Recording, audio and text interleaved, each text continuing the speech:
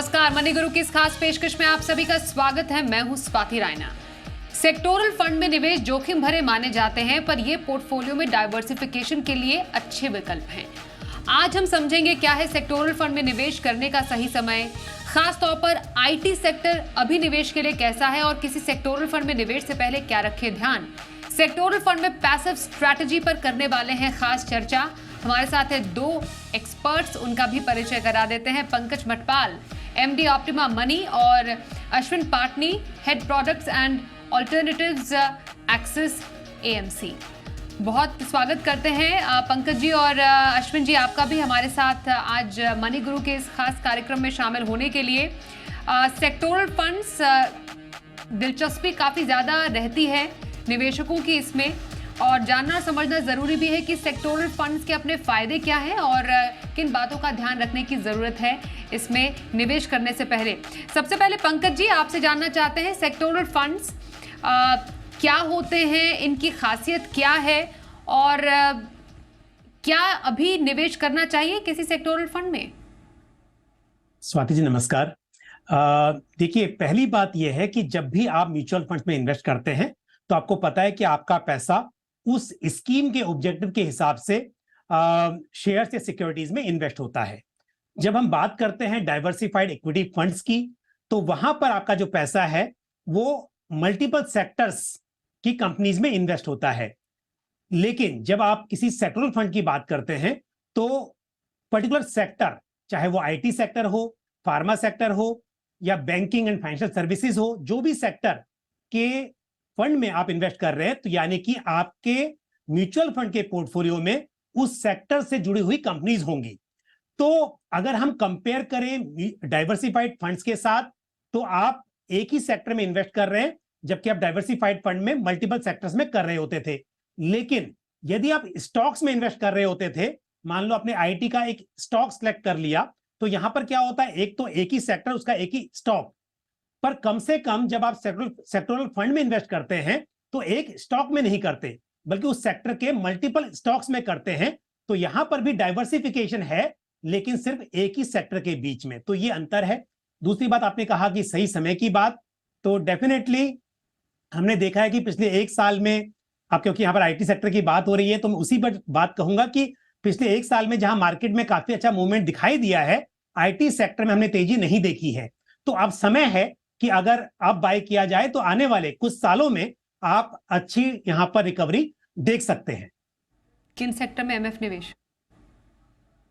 बिल्कुल, तो हम सेक्टोरल फंड की बात कर रहे हैं with special reference to IT sector आज। इनफैक्ट जिन जिन सेक्टर्स में म्यूचुअल फंड निवेश करते हैं उनमें आईटी प्रमुखता से हम देखते हैं। आईटी का काफ़ी अच्छा इसमें एक एक्सपोजर होता है। उसके अलावा बैंकिंग है, इंफ्रा है, pharma, technology, consumption sector, energy sector, ये तमाम सेक्टर्स हैं जो कि हम किसी एक म्यूचुअल फंड में एलोकेशन के लिहाज से देखते हैं। अश्विन हमारे साथ है। अश्विन, आईटी सेक्टर को ज़रा हम आपसे थोड़ा समझें तो पिछले कुछ समय में कैसा रहा है आईटी स्पेस? निवेश के लिहाज से तो हम आपसे जानेंगे ही, पर प्रदर्शन कैसा रहा है आईटी सेक्टर का? नमस्कार।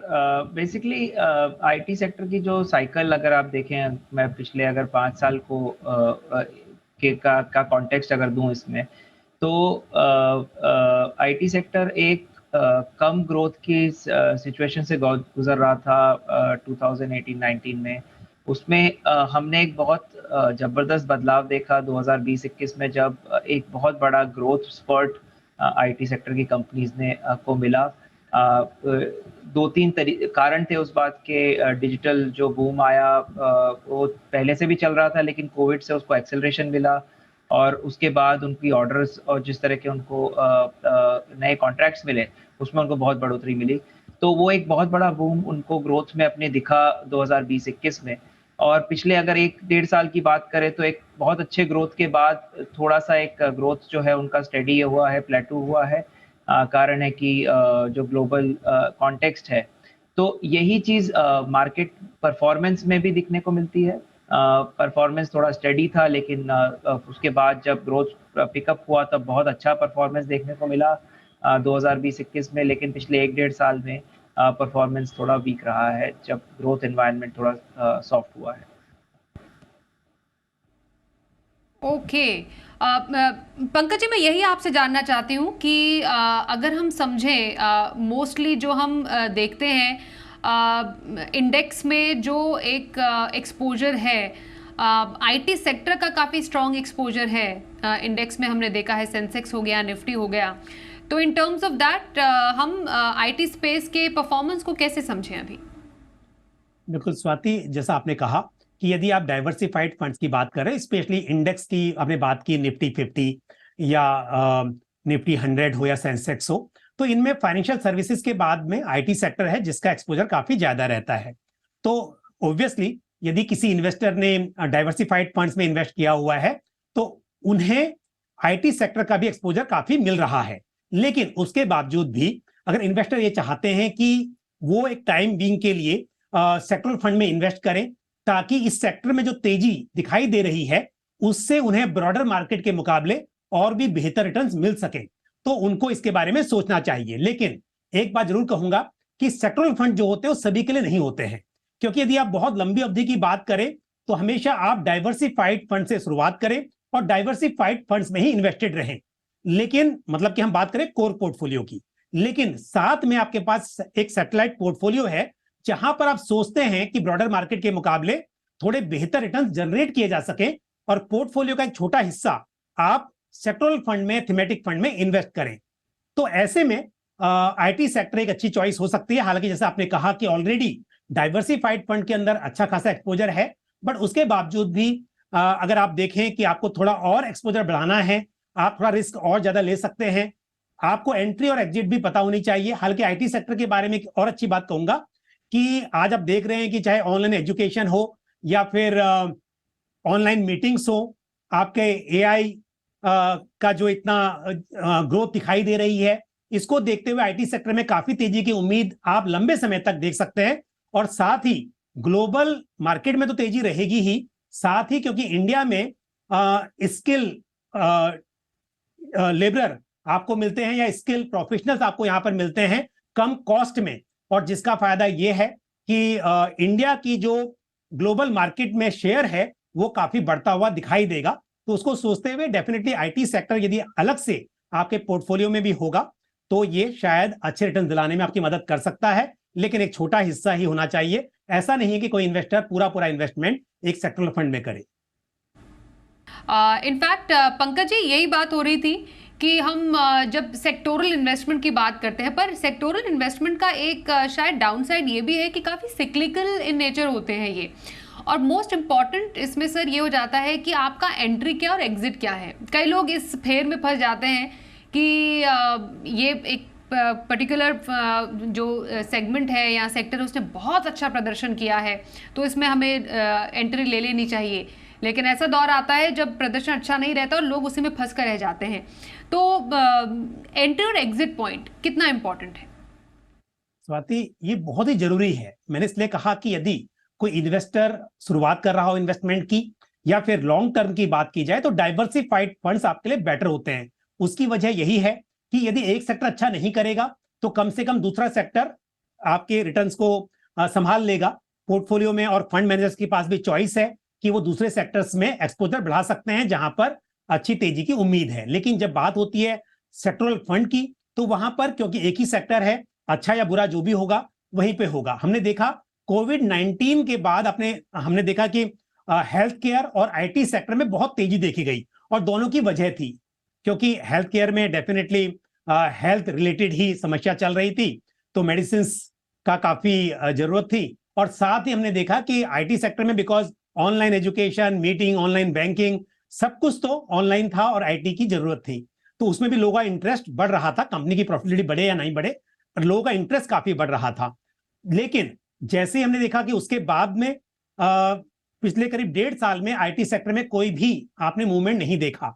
अब थोड़ी सी जब यहां पर मूवमेंट आया उसके बाद भी आप देखेंगे तो पिछले 1 साल में आईटी सेक्टर का रिटर्न काफी अच्छा नहीं रहा है। तो इसके लिए जानना जरूरी है कि आपको अगर पैसा बनाना है तो एंट्री और एग्जिट पता होनी चाहिए, ये बहुत ही इंपॉर्टेंट है। लेकिन फिर भी थोड़ा सा मैं यहाँ पे ऐड करूंगा कि आईटी सेक्टर में फिर भी हमने देखा है कि लॉन्ग टर्म में भी बहुत सारे मौके आए हैं।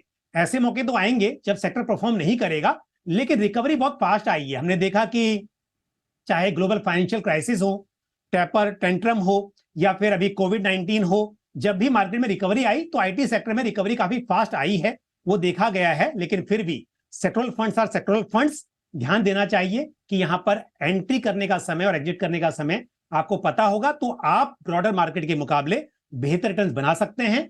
अदरवाइज फिर ऐसा मौका जरूर आएगा कि कुछ 2 साल 3 साल आप उस सेक्टर में ज्यादा अच्छी ग्रोथ ना देखें, आपको निराशा भी हाथ लग सकती है। लेकिन फिर भी आईटी सेक्टर की बात हो रही है, तो अगर इन्वेस्टेड रहेंगे तो फिर लॉन्ग टर्म में आपको रिटर्न्स मिल सकते हैं।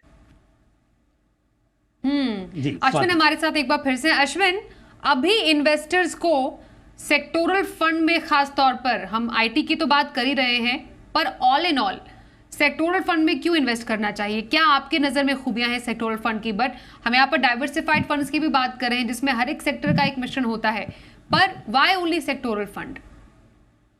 तो इसमें दो बातें होती है सेक्टोरल फंड के क्यों कोई किसी को देखना चाहिए। इसमें एक तो तरीका होता है देखने का कि एज अ इन्वेस्टर अगर आप हैं और अगर आपको लगता है कि कोई पर्टिकुलर थीम जिसे आपको बहुत पसंद है या जिसे आपको लगता है कि जिसके प्रॉस्पेक्ट बहुत अच्छे हैं, जो आगे जाके अच्छी तरह से ग्रोथ प्रोवाइड कर सकती है, तो एक नॉर्मल डाइवर्सिफाइड फंड में शायद उसका एलोकेशन उतना ना हो जितना आपको अपने पर्सनल पोर्टफोलियो में उसका एक्सपोजर चाहिए। तो आप या तो ऐसा कोई डाइवर्सिफाइड फंड सोचे जिसका व्यू आपसे मिलता हो, जो ज़्यादा एक्सपोजर दे, लेकिन ये ज़रूरी नहीं है कि उसका ऑनगोइंग जो है तौर पर वो उसमें एलोकेशन बना के रखे। तो सेक्टर फंड एक आसान तरीका है। अगर आपको लगता है कोई पर्टिकुलर सेक्टर, जैसे हम आईटी की बात कर रहे हैं लेकिन कोई भी सेक्टर हो सकता है, कंजम्पशन है, बैंकिंग है, तो आपको एज अ इन्वेस्टर अगर आपको अपने पर्सनल पोर्टफोलियो में ऐसा लगता है कि उसकी एलोकेशन आपको ज़्यादा बनानी है, तो एक सेक्टर फंड आपको एक आसान तरीका प्रोवाइड करते हैं जिससे आप उसको एक्स्ट्रा एक्सपोजर दे सकते हैं। दूसरी बात है कि सेक्टर फंड में जैसे कि अभी बात हो रही थी, थोड़ा सा जो शॉर्टर टर्म इन्वेस्टर होते हैं जिनको थोड़ा सा टेक्निकल व्यू लेना होता है, चाहे आप इकोनॉमी के बेसिस पे व्यू ले रहे हैं, कंपनियों के बेसिस पे व्यू ले रहे हैं, तो कुछ ऐसे इन्वेस्टर होते हैं जो टेक्निकल ट्रेडिंग करना चाहते हैं, तो उनके लिए सेक्टर फंड भी हो सकते हैं। जब वो एक पर्टिकुलर सेक्टर की थीम की कोई एक अगले 1-1.5 साल 2 साल के लिए आपको ये लगता है कि ये सेक्टर अच्छा कर सकता है, तो वो चीज़ आप करने के लिए भी ले सकते हैं। सो दोनों तरीके हैं यूज़ करने के।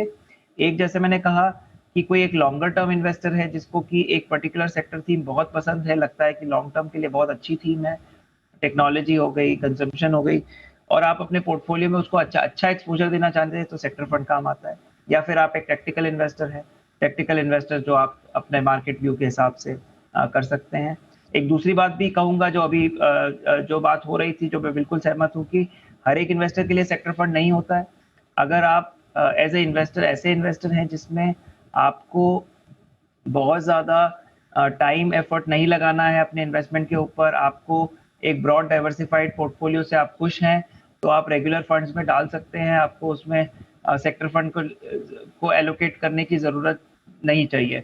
लेकिन अगर आप एक बहुत एक्टिवली इन्वॉल्व इन्वेस्टर हैं, आपको समझ भी है और आपको इंटरेस्ट भी है और आपको टाइम एंड एफर्ट लगाने की एबिलिटी भी है, तो आप एक फिर उसकी एनालिसिस करने की आपके पास कैपेबिलिटी है कि आप सेक्टर फंड्स कौन सा चूज कर सकते हैं, आपको वो अपने पोर्टफोलियो में यूज कर सकते हैं।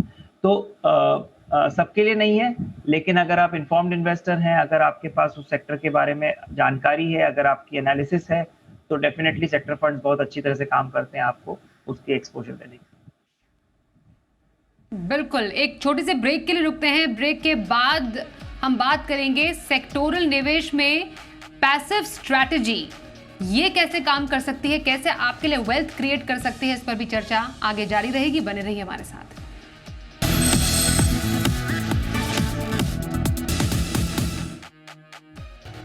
सेक्टोरल निवेश पर खास चर्चा हमारी आज चल रही है। हमारे साथ है पंकज मटपाल और एक्सिस एएमसी से अश्विन पाटनी से हम खास चर्चा कर रहे हैं। और जानना समझना ज़रूरी है कि जब हम बात करते हैं सेक्टोरल निवेश की, उसमें यूजुअली पंकज जी हम एक्टिव फंड्स की बात करते हैं और काफ़ी सारे एक्टिव फंड्स भी हैं सेक्टोरल निवेश में। तो थोड़ा समझना ज़रूरी, स्ट्रैटेजी कितनी ज़्यादा इम्पॉर्टेंट होती है एक सेक्टोरल इन्वेस्टमेंट में, एक्टिव रखें या फिर उसे पैसिव रखें? बिल्कुल स्वाति, देखिए एक्टिव इन्वेस्टमेंट और पैसिव इन्वेस्टमेंट दोनों की अपनी इंपॉर्टेंस है। पैसिव फंड जो होते हैं बेसिकली इजी टू अंडरस्टैंड है, क्योंकि इंडेक्स फंड है, इंडेक्स को ट्रैक कर रहे हैं, तो उसमें कुछ फंड मैनेजर्स के हिसाब से चेंजेस नहीं होते हैं। जो भी स्टॉक्स उस इंडेक्स में हैं वही आपके फंड में रहेंगे, तो इजी टू अंडरस्टैंड है। एक्सपेंस रेशियो काफी कम होता है, तो कॉस्ट इफेक्टिव है, तो इसके लिए ये स्ट्रेटेजी भी काफी काम करती है। और स्पेशली यदि हम बात करें सेक्टोरल फंड की, तो यहां पर पैसिव फंड्स मेरे हिसाब से एक अच्छी चॉइस हो सकती है, क्योंकि एक्टिवली मैनेज फंड्स में वैसे कोशिश तो यही होती है फंड मैनेजर्स की कि वो रिस्क को मैनेज करें, रिस्क कम करते हुए रिटर्न्स बेटर दिलाने की कोशिश करें, लेकिन कई इमोशनल बायसेस भी हो सकते हैं। कई बार आपकी जो समझ है, आपकी जो अंडरस्टैंडिंग है, वो शायद गलत भी हो सकती है। लेकिन इंडेक्स फंड के साथ में यह है कि अगर इंडेक्स परफॉर्म करेगा तो आपके रिटर्न्स ऑलमोस्ट सेम ही होंगे।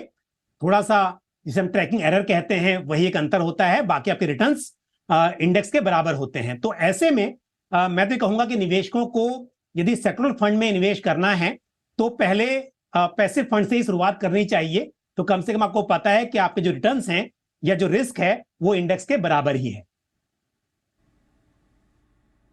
बिल्कुल।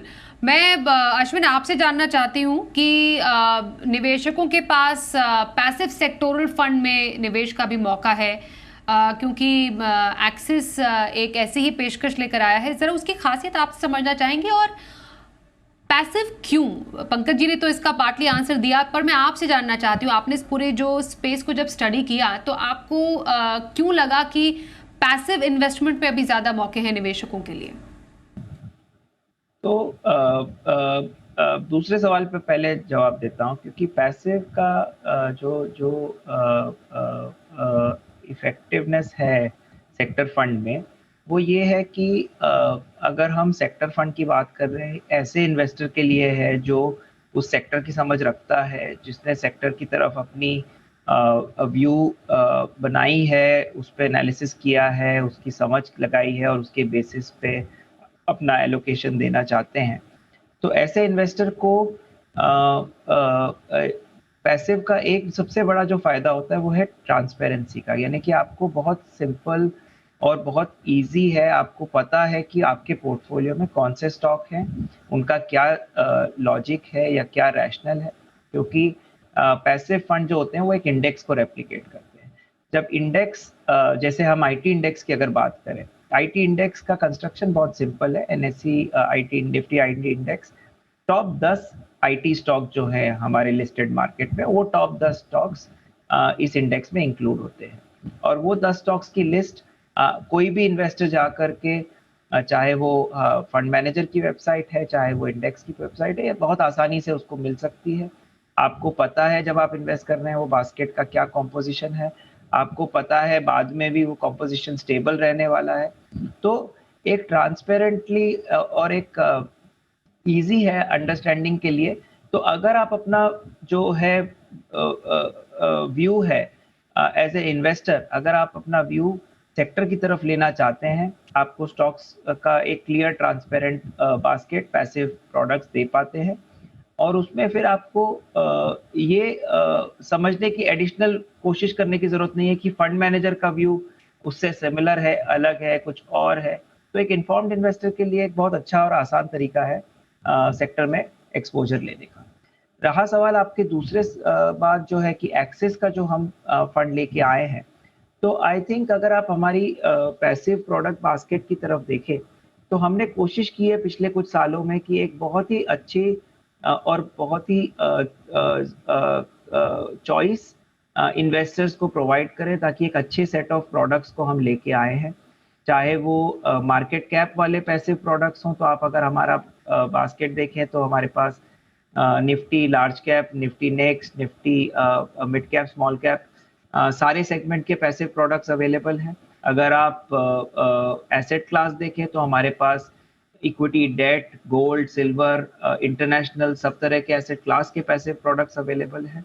अब नंबर आता है सेक्टोरल फंड्स का, तो उसमें हमारी ये शुरुआत है और यही हमारी कोशिश रहेगी कि सेक्टर में भी जो सारे जो बड़े सेक्टर्स हैं, चाहे बैंकिंग है, आईटी है, हेल्थ केयर है, इस तरह के सेक्टर्स के प्रोडक्ट्स भी हम इन्वेस्टर्स को प्रोवाइड करें। और दूसरी खासियत हमारी ये है कि हमारी जो फंड्स हैं जिनको हम चलाते हैं, जैसा कि अभी ट्रैकिंग एरर की बात हो रही थी, हम कोशिश करते हैं कि अच्छे से अच्छी तरह से हम उसको चलाएं ताकि एक मिनिमल ट्रैकिंग एरर रहे, एक अच्छा एक्सपीरियंस इन्वेस्टर्स को मिले जी। और उनका जो एक्सपीरियंस है वो सेक्टर के साथ चले। बिल्कुल। पंकज जी, अंत में थोड़ा समअप करते हुए आपसे जानना जरूरी है, हमने सेक्टोरल निवेश को समझा, पैसिव सेक्टोरल निवेश को समझा और उसमें भी आईटी में पैसिव सेक्टोरल निवेश को समझा, पर सूटेबिलिटी के हिसाब से, किसी के लक्ष्य के हिसाब से, जोखिम क्षमता के हिसाब से, पोर्टफोलियो में एलोकेशन के हिसाब से, इन तमाम एस्पेक्ट से ऐसे फंड कैसे निवेशकों के लिए? बिल्कुल, पहली बात तो ये है जिनकी रिस्क टेकिंग कैपेसिटी थोड़ी ज्यादा है नॉर्मल से या एवरेज से, उन्हीं को कंसिडर करनी चाहिए, क्योंकि कोई भी सेक्टर हो उसमें हो सकता है कि कभी गिरावट आए और वो लंबे समय तक भी बनी रहे। तो ऐसे में डेफिनेटली अगर आपका रिस्क एपेटाइट थोड़ा ज्यादा है तब आपको कंसिडर करना चाहिए। दूसरी बात, जैसे अश्विन ने भी कहा था अभी, मैं सहमत हूं इस बात से कि यदि आपको उस सेक्टर से काफी लगाव है, कई बार ऐसा होता है कि आप, चाहे वो स्टडीज की बात हो या आपके कोई चॉइसेस हो, आप कुछ ज्यादा लगाव रखते हैं किसी चीज से, तो आपको आईटी सेक्टर से ज्यादा लगाव है, आप चाहते हैं कि आपके पोर्टफोलियो में उसका एक्सपोजर ज्यादा रहे, तो भी आप बिल्कुल आईटी सेक्टर फंड में निवेश कर सकते हैं। और तीसरी बात यह है कि जैसा मैंने पहले भी कहा था कि इंडिया में आईटी सेक्टर में अच्छी ग्रोथ की उम्मीद की जा सकती है, वैसे तो वर्ल्ड ओवर, लेकिन इंडिया में थोड़ी सी, क्योंकि स्किल्ड प्रोफेशनल्स कम कॉस्ट पर यहां पर इजीली अवेलेबल हैं और हमारे इंडिया के लोग जाने जाते हैं आईटी सेक्टर के लिए, तो ऐसे में मुझे उम्मीद है कि ये सेक्टर अच्छा परफॉर्म करेगा, तो उस हिसाब से भी थोड़ा एक्सपोजर बढ़ाया जा सकता है। लेकिन फिर भी अगेन मैं कहूंगा कि निवेशकों को पहले शुरुआत हमेशा डाइवर्सिफाइड फंड से ही करनी चाहिए, लेकिन थोड़ा सा रिस्क ज्यादा लेते हुए ज्यादा रिटर्न्स की उम्मीद में आप थोड़ा सा एक्सपोजर आईटी सेक्टर में बढ़ा सकते हैं। ओके, तो आईटी सेक्टर में निवेश के कहां पर मौके हैं, कैसे आपको निवेश की तैयारी इसमें करनी चाहिए, इसके फायदे और क्या रखे ध्यान, इस पर चर्चा की हमने। धन्यवाद पंकज जी आपका, और अश्विन आपका भी हमारे साथ इस चर्चा में शामिल होने के लिए और अपनी राय देने के लिए। रुकते हैं एक ब्रेक के लिए, देखते रहिए जी बिजनेस।